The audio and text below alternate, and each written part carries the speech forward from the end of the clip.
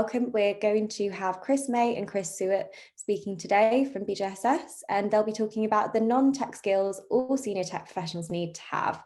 I will hand over to Chris May, again, not because I'm super formal, but just because I need to make sure that they know who I'm speaking to. I hope you guys enjoy.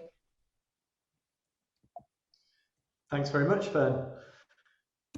So, who am I and what's this all about? So, quick introduction, I'm Chris, I'm a technical architect at BJSS. Primary focus is cloud migration and digital transformations.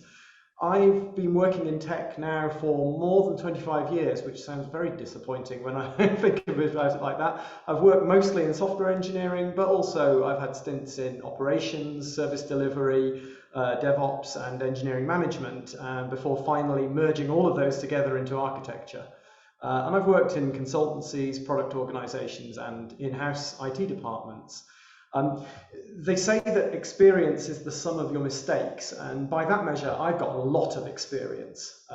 My favorite, I think, is the time that I put a bug into a pension calculator that stuck the last 2 digits of the year onto every premium, which made the predicted outcomes of your pension very, very wrong, and didn't get noticed in the test because they tested with the year set to 2000, which of course ends in 00. They burned the software onto CDs and sent it out to hundreds and hundreds of advisors before anyone noticed the mistake. So that was awkward. So for this presentation, we've each reflected on a number of kind of frequently asked questions that we get faced with by engineers as they're kind of moving up the career ladder, through the career ladder. So without further ado then, here are some Q&As and some thoughts on them. Next slide, thanks, Fern.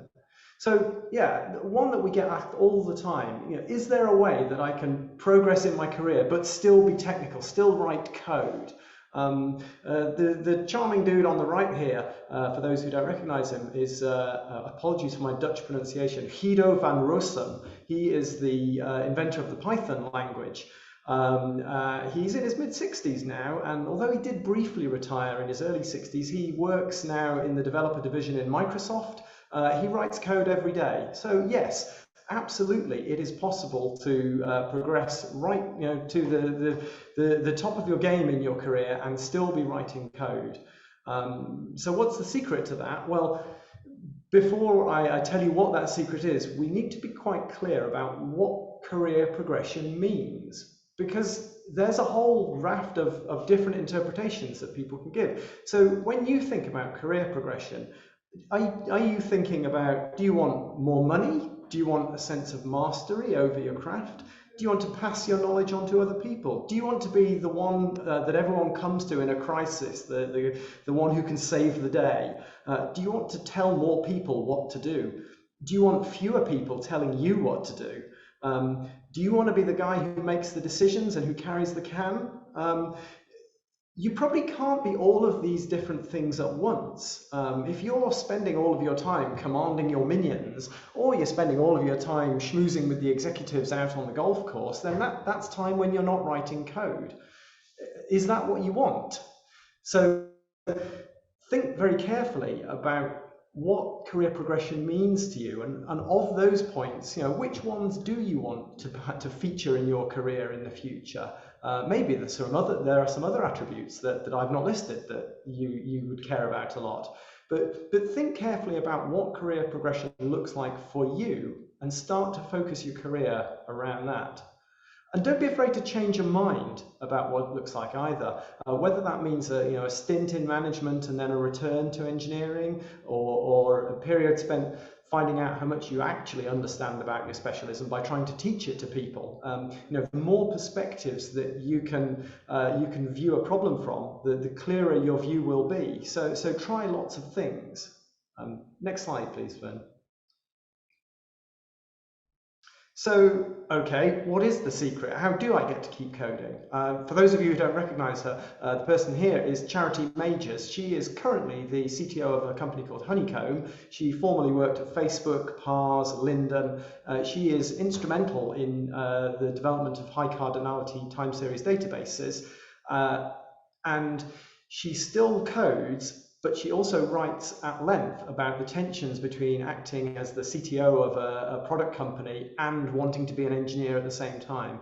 If you ever get the chance to see her speak at a conference, take it, because not only is she very informative, she's really entertaining, well worth looking up. Anyway, so the key to senior technical roles is to find an organization that needs and values that kind of role.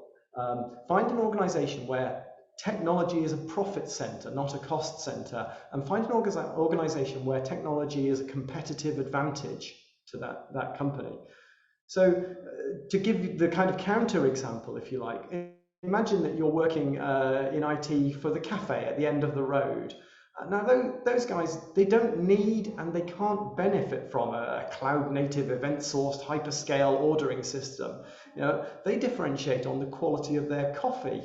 IT is just an enabler for them, and however smart you are, however good your skills are, there's no way that you can bring millions of pounds worth of value to an organization that just sells a few cups of tea and some sponge cake, unless it's Starbucks, of course. So just because your skills are valuable to someone doesn't mean that they're valuable to your current employer. Don't be afraid to take your skills where they are needed. So what kind of company might that be? There's plenty to choose from. Consultancies, of course, well, I would say that, wouldn't I? Because I work for one. But consultancies live and die by the quality of the work, the technical work that they do. So if you want to excel technically and you want to base your career around that, consultancies are a great place to do that. But it's not the only place. If you don't fancy that, look for other organizations that have to deal with large amounts of high value information. Banks, governments, people like that. And if that doesn't appeal, look for the people who make the tools for those organizations. Software product companies.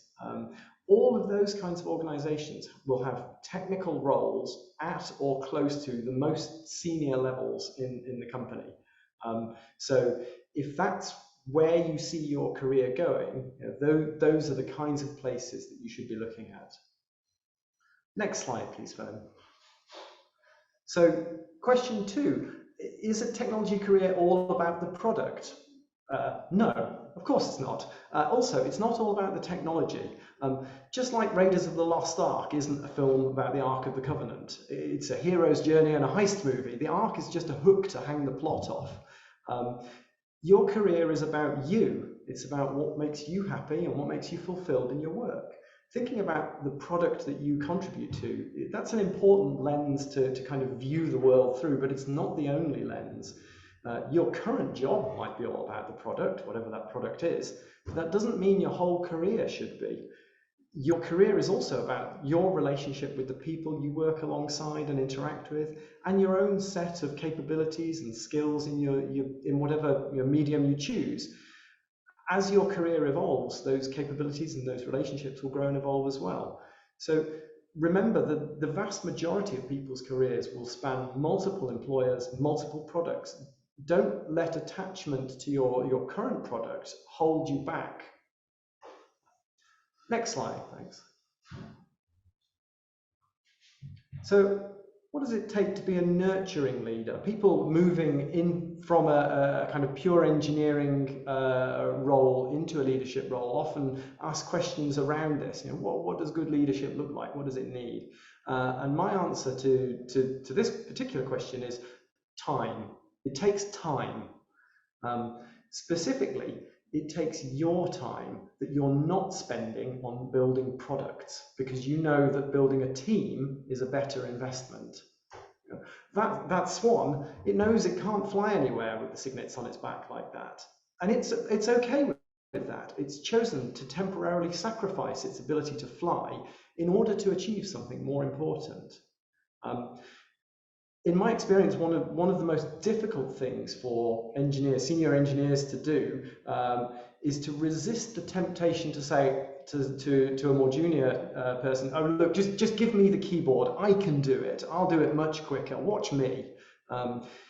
If you are in this kind of nurturing, team building, capability building role, you have to recognize that building a product and building another person's capabilities are two separate activities. Sometimes they might overlap, and that's great, but often they will clash, and you need to be clear about which outcome you're prioritizing. Are you trying to build another person's skills, or are you trying to build a product and the other person's skills are just incidental? Be very clear about what your objective is here. Now, not everyone wants to switch their focus like that. Not everyone wants to go from building products to building people, and that is okay. It's okay to decide that you want to focus on either one or the other, so long as everyone around you understands and agrees that that's what's required. And if not, you might need to move aside to let somebody else fulfill that role, because the worst thing you can do is to pretend to be doing one of those two roles whilst actually doing the other. That way nobody is happy. Now, that's not all that's required to be a nurturing leader. I'll talk more about that in the next slide, please. So, is there a best practice for communication? Well, it depends. Architects always say it depends to any question. There's 1,000,001 tools for effective communication, but they all boil down to one thing, and that one thing is understand the other person's point of view. Sometimes people think that if they just present a handful of facts about a situation, everyone who sees those facts is going to inevitably reach the same conclusions that they've reached. But those facts that you present are just the tip of a huge iceberg of facts and opinions and experiences and biases that are different for every individual. Reaching a consensus on how to interpret those facts is going to take much more work than just presenting them. So always seek to understand why people think what they think. They've got a lifetime's worth of different experience to you, and those experiences have shaped the way that they perceive and interpret the world. So if you want to communicate ideas effectively, the most important thing, the most important prerequisite is to try and have as clear an understanding as possible of how the people that you're communicating with view the context for those ideas. Always remember that in any group of people, no one has a complete view of a situation. We're all like the blind man and the elephant, trying to make some sense of a partial set of facts about the world. And we can't, and we never do, understand the motivations of every person in a system. So before you criticize someone, before you try to put to claim that they think that something is wrong, walk a mile in their shoes. That way, you'll be a mile away from them and you'll have their shoes.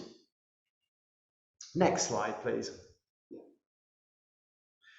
So, how do I guide people around me?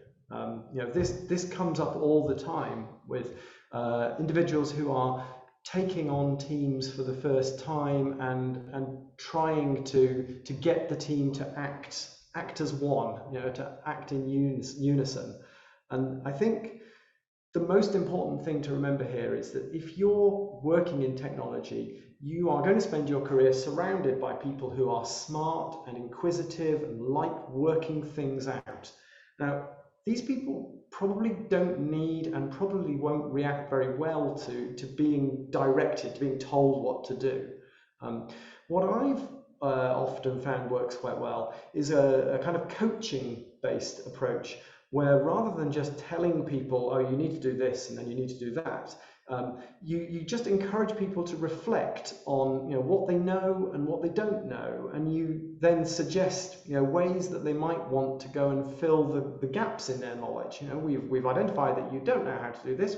What do you think we could do next to go and to get to a point where you do know about it? And encourage people to have confidence in their own ability to make smart choices. People get into tech because they are intelligent and inquisitive people. By and large, they can work this stuff out. They just need encouragement to know that they can do that. Very occasionally, you might find that you want to point out a pitfall that is looming up ahead that they might just want to have a quick look at and scout out before they fall into it. But by and large, you know, give people the tools to work things out, work out the directions for themselves, rather than just grabbing them by the shoulders and pointing them where you want them to go.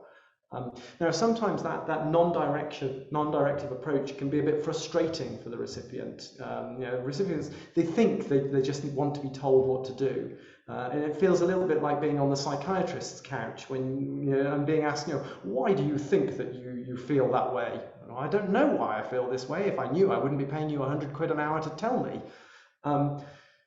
In general, if the question they have is difficult enough for them to bring it to you, it's something like, do you think I should switch from engineering to project management? You can't tell them the answer to that. All you can do is suggest some topics that they might want to consider so they can make a better decision for themselves. How do you feel about devoting your life to Gantt charts and angry stakeholders? Are you cool with that?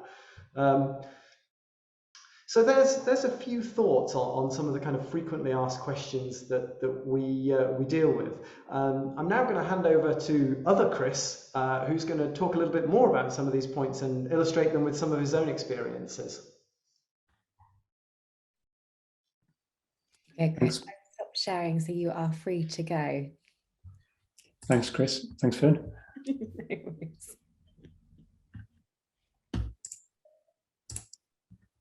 So you've come to listen to experienced people talk about their skills.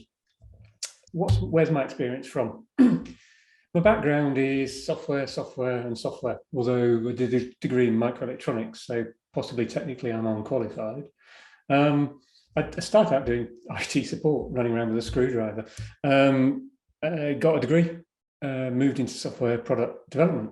It's been a pretty varied career. I've done all sorts of things, but in my professional career in IT and software, I've been asked to do all sorts of things.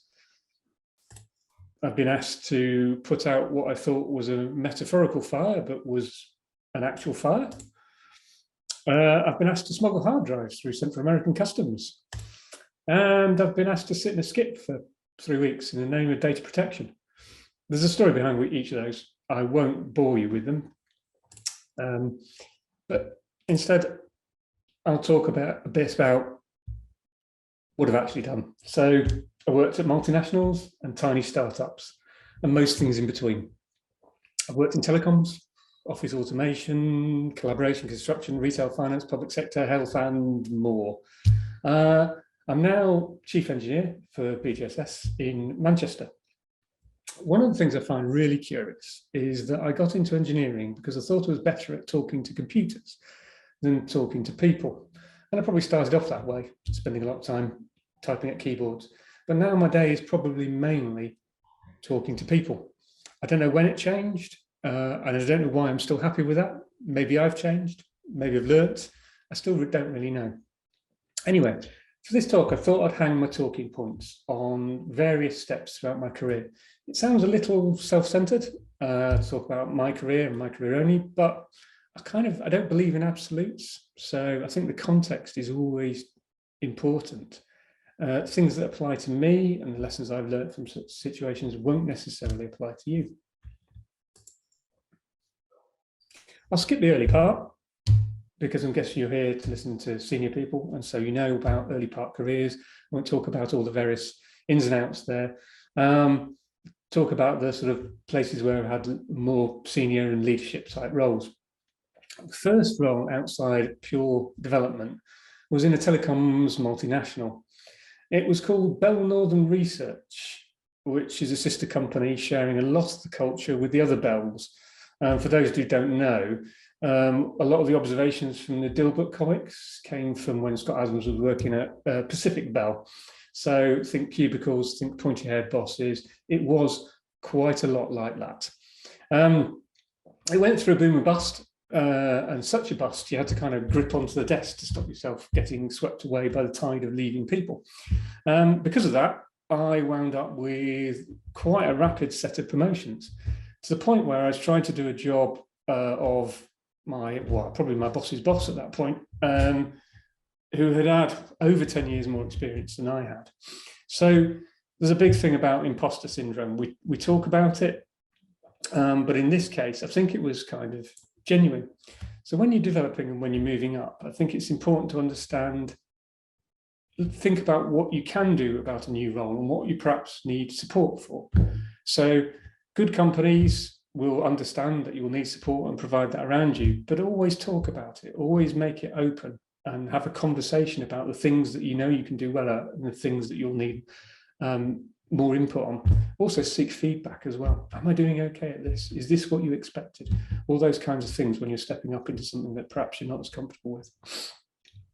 The other picture here is I got into software because I like problem solving. I really enjoy it. And one of the things I discovered at this point was that sort of leadership and management and so on was also about problem solving, but it was problem solving with people. At that point, you realized you could transfer some of the things that you knew about engineering, some of the things that you knew that worked from the domain of the technical into the domain of people. A great example here is Amdahl's law. So kind of scaling out a system is limited by the amount of the tasks that can be done in parallel versus the amount of tasks that can be done in serial. So only one person can do it, or only one processor can do it at once. Turns out that's perfectly applicable to teams. And in a lot of cases, a lot of things we do in software development, there's quite a lot of serial stuff and not a lot of parallel stuff. And you can see on this graph, like when you get to, 4 people trying to do something, if there's 50% of the blue line, it doesn't really scale very much at all. That's a really important lesson. There's loads of others, but I thought it was interesting that you could take the patterns, from all sorts of different pieces of computer science and actually apply them to people and processes as well.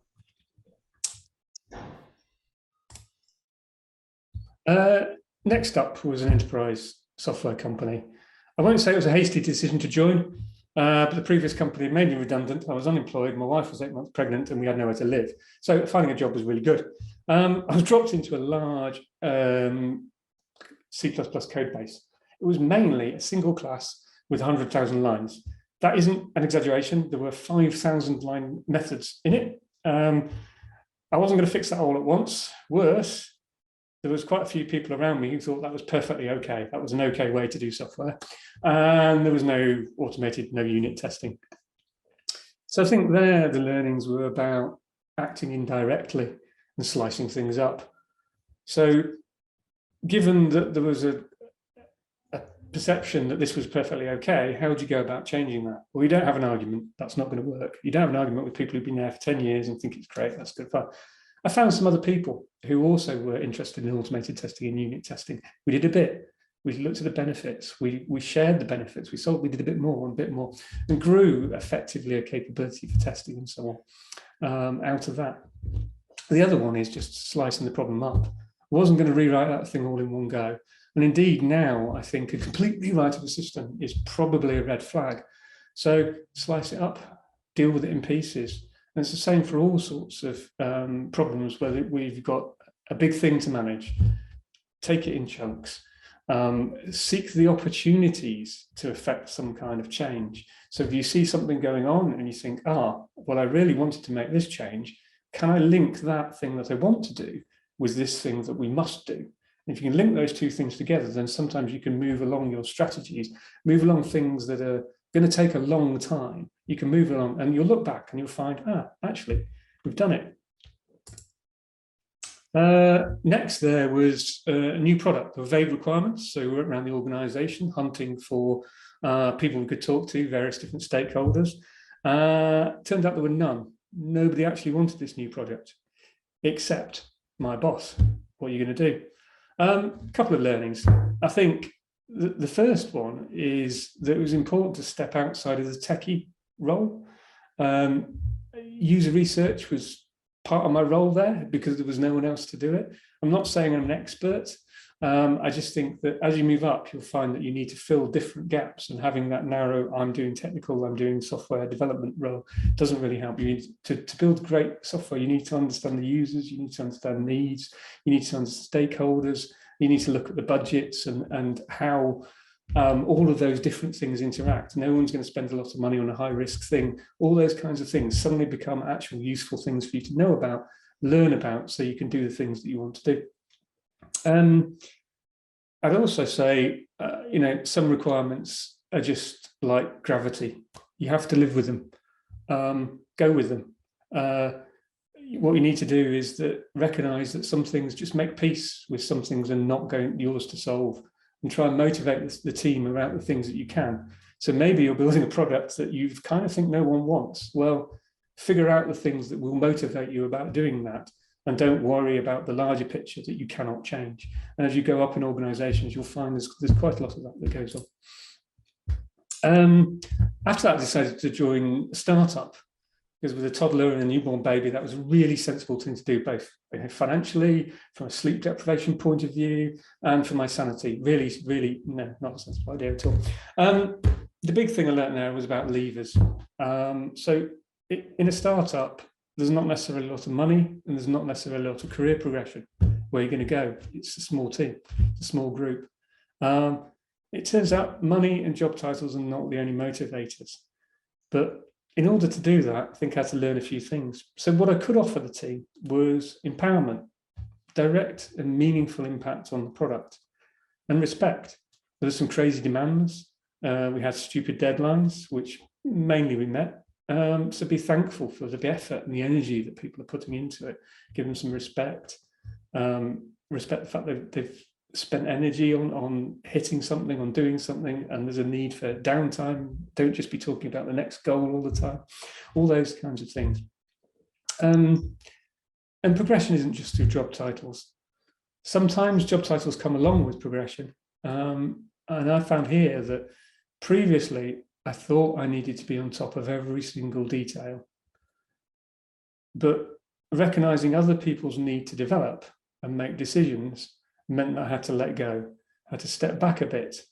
So if you get 3 software engineers in a room, I find you tend to get 4 opinions on how to do things. The best one to go on is the one that they want to do. You'll get the most traction, the most motivation out of that. You might not agree with it. You might think there's possible elephant traps further down the line. As Chris May was saying, you might want to point out a few things that they hadn't thought about. But overall, it's best to let people, if you've got a good team around you, it's best to let them do the things in the way they want to do them, because chances are it's probably going to work best that way.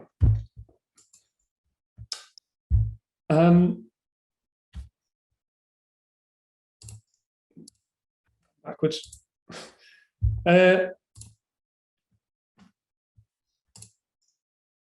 So second startup. One of the reasons I wanted to move up was the idea that you get more autonomy and control. For a while at this startup, I was the sole exec. I know more than I want to about cash flow and VAT forecasting, but you always report to someone.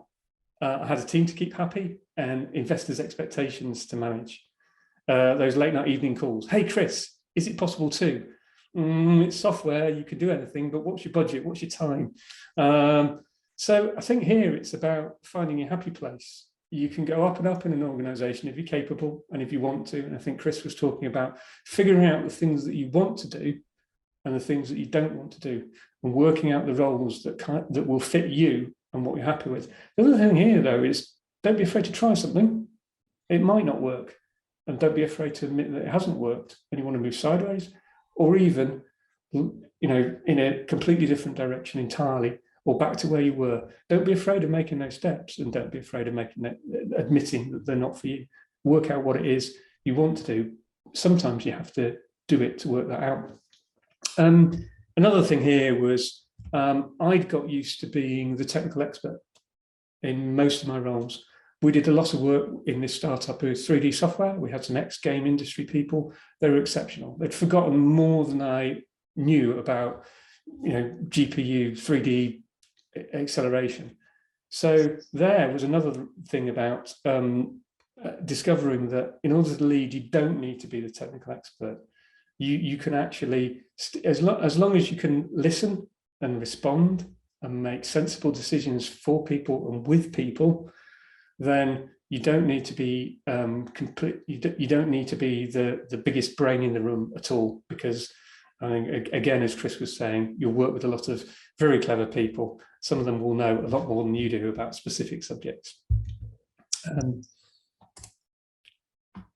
So on to BJSS. sometimes I feel I learned more in the last 4 years than I did in the preceding 15. I was bored with solving little problems that small teams and startups could reach. I wanted bigger challenges, and oh boy, did I get them. Like a lot of people, I've largely been part of product teams, a great deal of connection to the product, the users, the usage, wake up in the middle of the night thinking about features, noodle around evenings and weekends, solving those things that we didn't really have time for in the normal flow, all that kind of stuff. How would I feel getting out of it? Well, great, as it turns out. You get all the energy and motivations from the teams you're working with. You're there to make a serious impact, and you do. And that's the thing that gives me energy out of working in a consultancy. Another key learning was interesting. It was to leave the ego behind. I'm not the product. I'm not driving it forward. I had, director roles in the startup. I'm not there anymore. What's going on? It's all about the team, and it's about getting satisfaction through others. Having no authority to make changes in certain circumstances is quite difficult, but you can do so slowly by building trust, by building mutual respect, by listening and by understanding. One of my favorite things is when people say to me, "Hey, have you heard about this great new thing we're doing?" And I've had a conversation with people elsewhere in the organizations, maybe months ago, that planted the seed, but it's grown, it's taken on a life and a direction that I couldn't have imagined. It's a real driver, that one. And finally, I'm going to bring you right back to the start, to the first role I mentioned in Telecoms. It's probably one of the most useful pieces of advice I've ever been given. It was delivered in a meeting which was a narrow avoidance of a disciplinary. One of the most senior and long-serving members of the department had said something that I felt was blatantly wrong. He spoke and people listened. And in this case, I thought would go very wrong indeed if we did listen. These days, I'd take a more indirect path, talk, have one-to-ones with him if we had a good relationship, or talk to people who he respected if we didn't, all those sorts of things. Socialize alternatives, that sort of stuff. Young, hot-headed me, however, chose to very publicly demonstrate that he was wrong, leaving little room for doubt. Senior, long-serving, knew how to work the organisation. I was in trouble. So I got this piece of advice. Not all problems are technical problems, Chris. In fact, none of them are. I got this. It's all about the people. Thank you very much. Thank you so much, Chris. Honestly, that was absolutely brilliant. Enjoyed listening to both of your talks there, both Chris's. I will move on to the question part, and I'll just start off with a few questions that I have. So you've probably answered that, Chris S, already, but Chris May, if you were to speak to yourself at the beginning of your career, so your first ever job, what would be the one piece of advice that you'd give yourself that you wish that you'd known then? So I'm going to cheat, and I'm not going to give you just one piece of advice. Right at the start of my career, the one piece of advice I would have liked is that bright green suit is not working for you in a life assurance company. Get something navy. Nowadays, that doesn't matter, but back in the 90s, what colour your suit was a big deal, and bright green was not the right answer. However, more practically, in my first consulting job, I was given two bits of advice by a mentor. The first one was, when you go into a new engagement, invariably you will feel trepidation, you'll feel fear. You will go in there thinking, this could all go so wrong. I don't really understand the problem here. I'm not sure I can fix this. What do I do? It's classic imposter syndrome. And he said, you will feel this throughout your career. Just get used to it, accept that everybody else is feeling it too, and just go with it. Just the same way that rock climbers probably compartmentalize that fear when they chalk up at the start of a route. Just accept that you are going to feel that when you start, and deal with it. But he said there's a counterpart to that. Don't get too good at that, and in particular, don't start assuming that you've conquered your fear. You know how to do this. You are the big guy on the big salaries. Everybody listen to me. Never make the mistake of believing that just because you know more about something, about one particular thing than somebody else, that person doesn't have something useful to say. I think there was a guy called Jim McCarthy who coined a set of laws for dealing with teams, and rule number 4 was never flip the bozo bit. Never assume that someone is an idiot or is incapable of adding any value just because of one thing that they say. People always can contribute in different ways. I like that a lot. Thank you, Chris. We've got a question actually that's come in from Johnny. What would you say, in your experience, is the main non-technical skill that tech people lack and can do with building up? I saw that come in and I thought that's a really good one. These ones that are what is the one are always kind of, how do I prioritize this? The thing that popped into my head first, so whether it's the main one or not, I don't know, but what popped into my head at first was listening. So a bit more than that though, listening and understanding. I think that gets you a long way.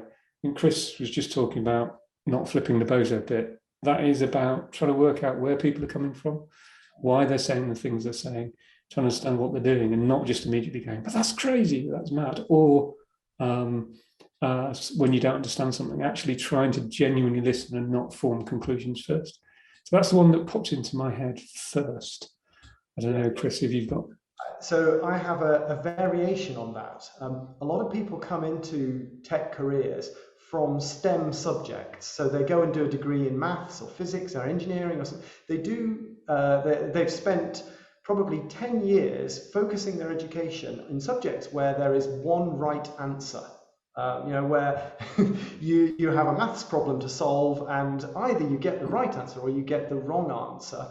But the world isn't like that. There are very, very few scenarios where there is one right answer in software or anywhere else. And getting some familiarity with subject areas where there are shades of grey and there are different interpretations. Go and spend some time learning about philosophy or literary criticism rather than just worrying about the way that engineers see the world. Because the sooner you are able to move away from the notion that there is just one right answer to any given problem, the more comfortable you will be including the views of different people in your considerations. And what did you both study to get where you are today? And did you do anything additionally to your degree afterwards, any courses, anything like that you could share? So I studied physics, which was useful in teaching me that I am not very good at physics. I thought I was quite good when I started my degree. By about halfway through, I realized that I really wasn't very good at it, but there was a bit of physics about computing that was really fun. And I thought, oh, actually, I should do this. I should stop thinking about stars and protons and stuff and start thinking about software instead, because that seems much more entertaining. After I graduated, I actually trained as an actuary because I started working for a life assurance company and actuarial maths seemed to be what people did. But it turned out that that was only marginally more interesting than physics and not by much. So I switched back to software again. Beyond that, I more recently have spent quite a lot of time looking at fields around sort of systems thinking and complexity theory and looking at the way that organizations work. And I think that more than anything else has kind of opened my eyes to how you interact at levels higher than just lines of code. Learning how organizations and groups of people work together is the most useful thing that I've done since graduating, I think. I think there's a lot of parallels into what you've just said there, Chris. I did microelectronic systems engineering. I wanted to design microprocessors, and I realized only a handful of people in the world design microprocessors. And on my course were some people who were far brighter than I was. So I probably wasn't going to be doing that. So I kind of steered towards software in the later years of that degree and enjoyed that because it was all about problem solving and I could get to solve lots of different and interesting problems with software. Still kept up with the microelectronics, but later on, though, I'm not so sure. I think a lot of learning is through experience, through working on the job. My dad taught MBA, so I read a lot of MBA textbooks. I'm not necessarily going to recommend that as a, but things like sort of finance and accounting and marketing, which I wouldn't naturally have touched at all. A lot of the MBA type world can be these books that are kind of, I say, the sort of pure success bias. The people, the head of, I don't know, General Motors. It was one of the head of General Motors writes a book about how good the head of General Motors is. It's kind of like there's not a lot you can draw from that, but some of the more analytical things where people have done research, or just a simple kind of basic structured guide to how marketing works is incredibly useful to actually see the pieces and some of the terms and so on. Not my world, but really useful to understand the people I work with. So I think those are the sorts of things I've specifically studied, as in some sort of formal academic. Everything else is, well, probably experience mainly. Yeah, makes total sense. And what is the most important thing at work for you? So what do you wake up in the morning and think, I'm so excited to do this today? So for me, it's making stuff, but it doesn't seem to matter too much what it is that I'm making. One day it might be, I'm going to write a function to calculate something, or I'm going to deploy some infrastructure into Azure. And the next day it might be, I'm going to get a coding club together from the engineers in the office to do outreach to local school kids. In both cases, you're creating something that wasn't there before, and that act of creation is what I like. But as I say, it doesn't really seem to matter very much what it is that I make. I get that. I'd have to pretty much agree with you there. That's a really strong motivator for me. I'd add one other thing. It's the people as well. Being surrounded by people you can learn off, having some good or some entertaining conversations with people throughout the day, that really helps. I love the fact that even a pandemic hits and a switch from talking to people across the desk to talking to people across Zoom and the like, but we still carry on, and we still carry on with those excellent conversations that we have. So that's the other thing for me. I completely get that. Both of the points, actually. Another question for me is, if you were to sort of meet someone new and they said to you, what's it like to work for BJSS? What would your answer be? So I think, I'm trying to think of an analogy for this, but I'll just talk to it. So the first thing I would say to people is, it's not going to be easy. You're not going to have an easy ride at BJSS, but you're not going to be bored either. You're going to work with really high performance teams on really hard problems. If that kind of thing, if you want to push, BJSS is a fantastic environment to do that. If you want to be stretched, BJSS is a great place to do that. If you kind of want an easy life, and then I'm not sure BJSS is going to offer that to you. I suppose it's a bit like making the choice between, do I join the Sunday football team, or do I join a serious team?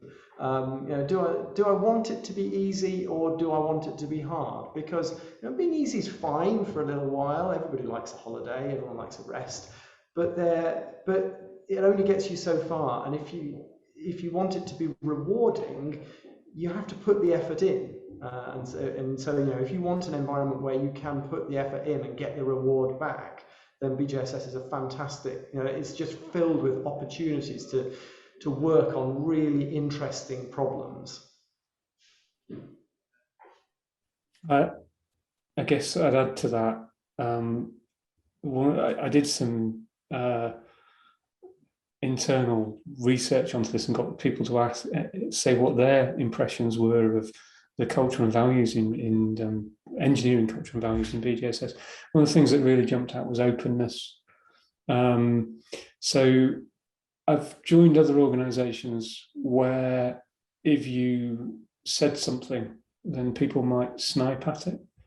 You said, oh, I'm doing X with Y, and people will go, why are you using Y? Why are you using that? Whereas here, it's kind of, oh, you've got that problem, have you? Oh, well, I think I know someone who did that a few years ago, and they can probably help you out. So it's that kind of, I think there's a bit of respect, there's a bit of trust in there, but there's definitely a degree of openness. Curiosity was another word that jumped out of people's responses. So you've heavily mentioned problem solving and building things there, Chris. And I think that it's that curiosity to go, yeah, but how does that work? And is that the simplest and easiest way to go do something, or is there a better way? So being continuous learning and that kind of curiosity. I suppose those would be those things I'd add to what you've said there, Chris. And when you've worked, because you both obviously work with people a huge amount in teams and big teams and complex things, what is the biggest problem you've faced so far when managing?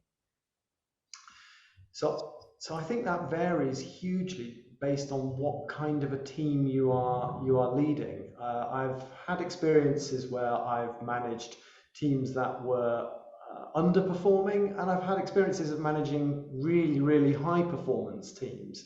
And the challenges are completely different. In an underperforming team, it's all about understanding people's motivations. Because sometimes you do have people who are there saying, well, actually, I want an easy life. I've got to pay a mortgage. I don't want to come to work, but I accept I have to do so in order to earn money. So then the challenge is, how can we use your skills to get what we need done, accepting that you are not going to devote your life to this? What can we do to make use of all of these people, of what we can get out of all of these people, and is there anything that we can do to make it more appealing to you, to make you feel more involved, to make you feel more invested, to kind of get more engagement?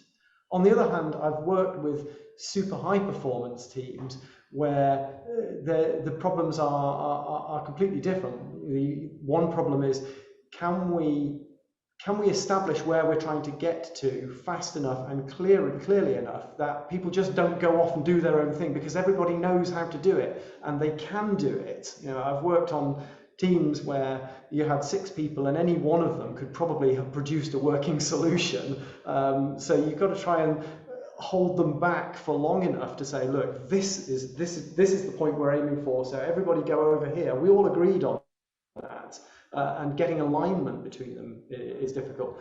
And also, really high performing teams, sometimes just telling people, stop, don't work this weekend, take some time off, you're knackered.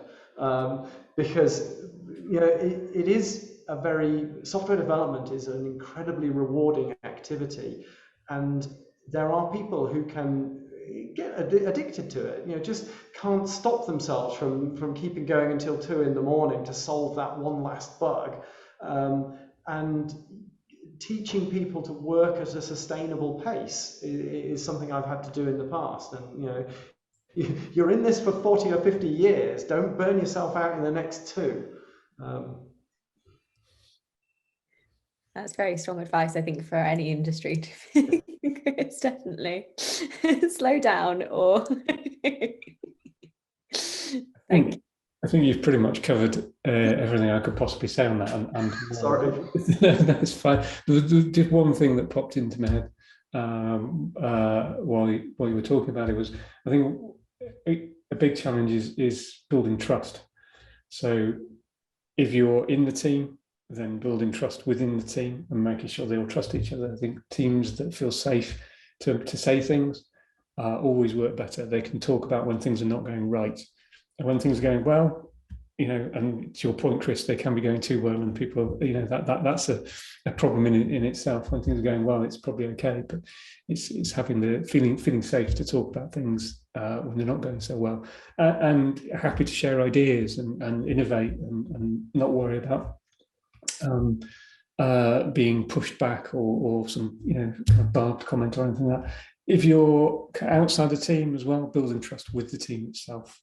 That you're not there to mark homework, you're there to support and help them and try and move the things out of the way so we can go forward. That was the thing that popped into my head on that. Yeah, that makes total sense. And I wonder as well, sort of, how do you keep up with everything in the industry when you're doing all of these other things, you're spinning all these other plates? How do you do that? Is there something that you make sure you check in on certain things here and there, or do you think you pick it up as you work on all these complex problems? Can I dive in first on that one, because I'm constantly fishing for something that you haven't said. No, I just say that I don't think you have to. I think that some people feel a lot of pressure that they must know about, every new front-end framework as it comes out and try it out and so on. I think that with experience, you get to see the patterns, and some of these things go in cycles. And so you spot the cycle coming around again and you go, yeah, I've been there, done that. I know how this plays out. So don't feel that you have to. Personally, I enjoy it, and I do it in my spare time because I enjoy reading. Old school RSS feeds were my favorite. I've managed to sort of keep up with those out, but email, it's things that summarize stuff. So you can skim over the headlines, read the interesting stuff, but it feels like a chore. No one's got time for that, so don't do it. So go on, Chris.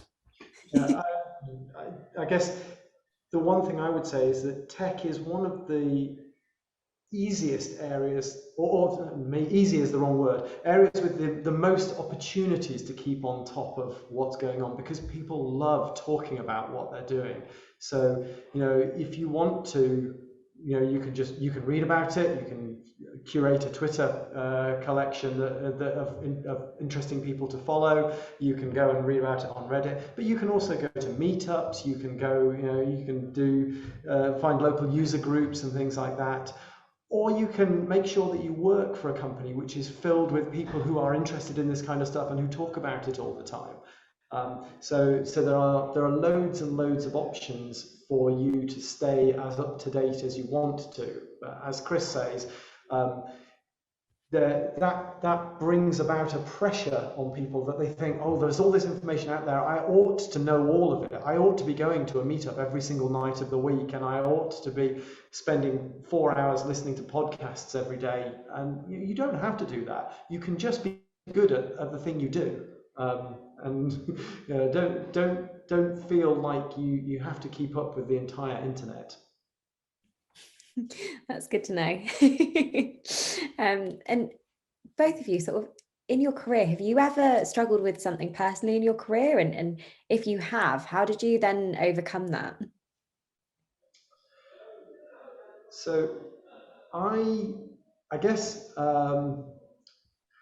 a flip side of the kind of imposter syndrome and accepting that you'll be scared and you'll feel like you don't know what you're doing is it is possible to get yourself into a situation where you don't know what you're doing and you mess it up. When for a while I worked for an organization that was effectively producing, like a startup within a company. So we were producing a product that was then going to be run with a very large number of users. It was 24/7 availability, it needed to work, and I knew a lot about software development, and I looked at operations and I thought, oh, how hard can that be? We just stick it on some servers and run it.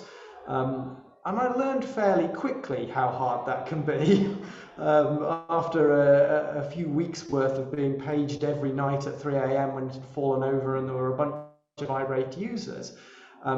And I swallowed my pride and unflipped the bozo bit and went and found the operations people out in the wider organization and said, how do you do this? I thought this was easy, but I was wrong. Can you please give me Ops 101? And they said, oh, well, I wouldn't start from where you are if I wanted to get to where you're going. But after a bit of conversation, we worked out what all the things that I had forgotten to do or not realized that I had to do, and they took me through the processes and showed me, this is how we run mission critical software. Your stuff might be a bit different, but learn from what we do, take the learnings and adapt them to fit your needs. And eventually, I did indeed learn enough about operations to be able to run this thing 24/7 without having to stay up 24/7 myself. So yeah, don't be cautious about overselling your own abilities. I've probably got some stories. I think that's probably a really good point, is dealing with failures. You do overstep or things go wrong. And as you get more responsibility, the potential for larger failures rears up. I think the other one I had, I'm a lot better at it now, but very early on as I was moving up was that sort of control thing, that need. I mentioned it in my talk, but the need to just feel like you need to be on top of everything. And as you get more and more responsibility, you realize suddenly at some point it breaks and you can't, and you end up feeling really bad that you missed something, that you should be on top of that. So it's working out how to structure what you're doing and the people you're working with and your relationships, so that you don't need to be on top of everything. I guess that's how to overcome that, to answer the question. No, that makes complete sense. Yeah, I think that's applicable to a lot, actually, both of the points you made. And another one, I know you hate these ones, Chris, so I'm really sorry, but in terms of being, a leader in the tech space, what do you think is the most important thing to have? In terms of the kind of personal characteristics, I think you have to be able to communicate clarity of vision. You have to be able to, if you're going to lead people, you have to be clear about where you want them to go. Otherwise, you're not really leading them. You're just looking to see where they're going and trying to run and keep up. So you have to be clear in your own mind about what the goal is, what the destination is, and then you have to be able to communicate why that is a good thing and why everybody else should agree with you if you're going to lead. So yeah, clarity of vision and being able to communicate that vision clearly. So I'm not good with that, just one thing, but say more than one. Yeah, communication. I mean, it has to be, but communication goes both ways. So it's not just you communicating your thoughts, but it's listening and being good at receiving other people's viewpoints and understanding that. That would probably be, if I had to pick one, probably be it. Thank you. No, both. Yeah, I think I agree with both of those. And would you change anything about your career path so far? Would you change anything that you've done? And if you would, why would you change it? And what would you do instead? I don't know that I would. I'd probably skip the actuarial maths the next time round. That wasn't nearly as exciting as I had hoped. But no, I feel like, so I've worked in an interesting variety of organisations, and I'm glad to have done that. I'm glad to have not aligned myself with either a single industry or a single type of organisation. Yeah, I'm not sure I'd change very much, really. That's good. Yeah. I think the one thing I would change is trying to go before Chris in answering these questions, because he answers them so well.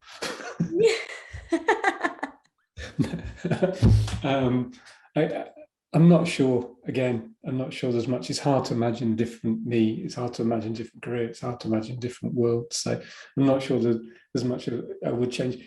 Possibly that's to do with me and my personality. In that, I think I mentioned in the talk, you've got to find the enjoyment. You've got to find the fun. You've got to find the value out of everything that you're doing. It doesn't matter what you're doing.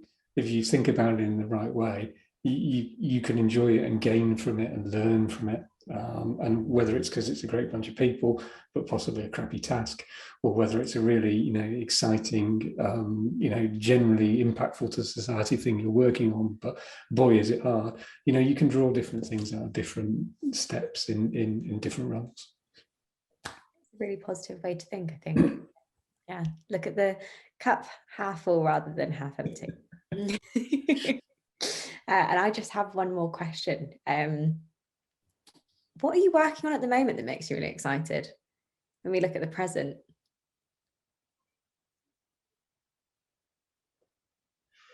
Chris, do you want to go first this time? Go for it. And yeah, lots of things. So the chief engineer role means to sit across all the different engagements we have in the Northwest. And I get the privilege of being involved with, to some extent, with all of them. And there's loads of great things we're doing. I think some of the stuff we're doing for the NHS is really fascinating. But some of the teams that we've got who've got less sort of impactful to society perhaps, but to their world or to their organisation, they're doing some really great fun. I always get a kick out of people making that change, seeing that thing happen. Chris talks about making things and seeing that thing there. There's things that I work with teams who, that I've got the apps on my phone, and I can I use them, so being involved with all of that as well, that's an enjoyable, but broken record, but it's teams and the people and what they get out of it as well that really fires me up. So my current project is I am working on a cloud migration for a AAA games studio, and it's just the most fun project I've worked on in ages. Games development is completely new to me. I've never worked in games before, and it's totally different to everything I've ever worked on before. It's nothing like enterprise software. Continuous integration and testing of games is a fascinating technical problem, and how the hell you do it in the cloud. How do you spin up an Xbox in Azure, and then how do you spin up 1,000 of them? It is full of interesting problems. So not only is it a really interesting problem area to work on, but also the product at the end of it, I can go home and talk about it, and my kids know what I'm working on. It's not just some sort of anonymous back-end transaction processing system. It's a game that they play, and that is really cool. I'm really enjoying having something that I can actually discuss with them.